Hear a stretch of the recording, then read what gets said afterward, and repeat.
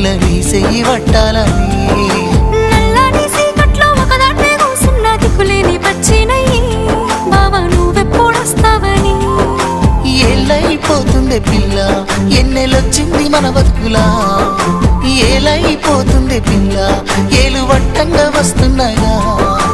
ఇన్నాళ్ళ ఎడబాటు ఎడవాసిపోతుందిలే ఈ సీనయ్య గుంటున్నదే సినదారా నీ కోసము ఈ దూరాన్ని చెరుపుతూ తీరాల కగిలింది అందాల ఈ మానవు